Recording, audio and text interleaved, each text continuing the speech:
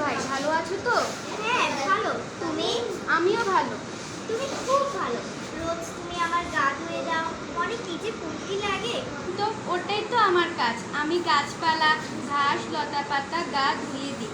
ওরা এমন সুন্দর হয়ে ওঠে। ও কুমড়ো, তুমি কেমন আছো? তোমার দয়ায় ভালো আছি ভাই। ভোর রাতে শিশির গা ধুয়ে দিয়ে গেছে, এখন গায়ে তোমার আঁচ লেগেছে, মনটা খুশিতে ভরে উঠেছে। আমি এখন যাই মিষ্টি কুমড়ো। কেমন রোদ উঠছো তো? এখন আর যাওয়া পালা। চলি তাহলে।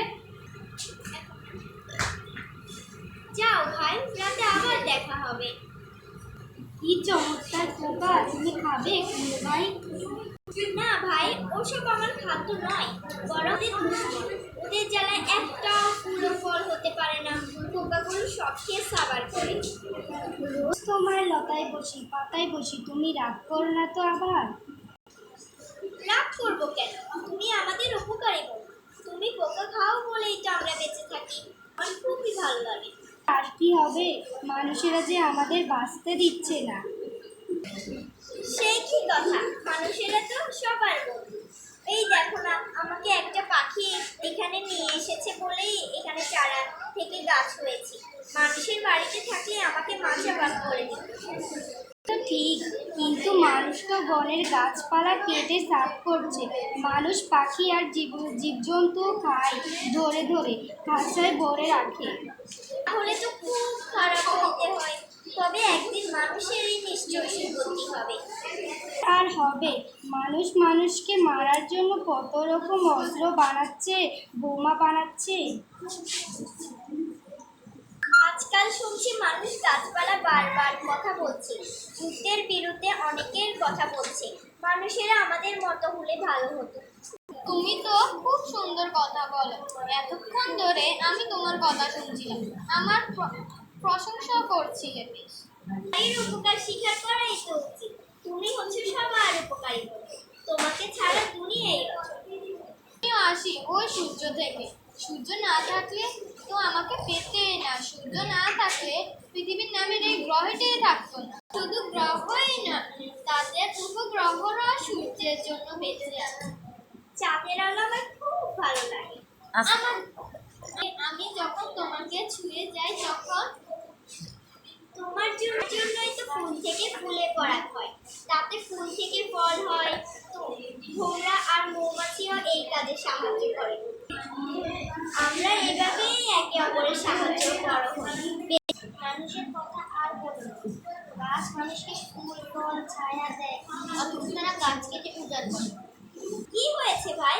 গাছ কাটার কথা শুনে আমার খুব ভয় করছে। কে যেন চাষ করার জন্য গাছপালা কেটে জমি করছে, তারপর সেই ডালপালা পোড়ানোর জন্য আগুন দিয়েছে, আর সেই আগুন চারদিকে ছড়িয়ে পড়েছে। সে এক বিশাল কারণ। এখন উপায়? আগুন এখানে আসবে না তো? তার কাক, বানর, ভালুক সবাই মিলে ছোটাছুটি চেঁচামেচি করে বন তোলপাড় করে তুলেছে। চেঁচামেচিতে মানুষ ছুটে এসেছে, আগুন নিভাচ্ছে।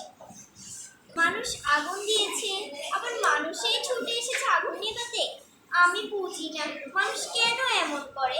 তাহলে তো অনেক পশু পাখি পুড়ে মরছে, অনেক জ্যান্ত গাছপালা পড়ে গেছে। তোমার টোনা কোথায়?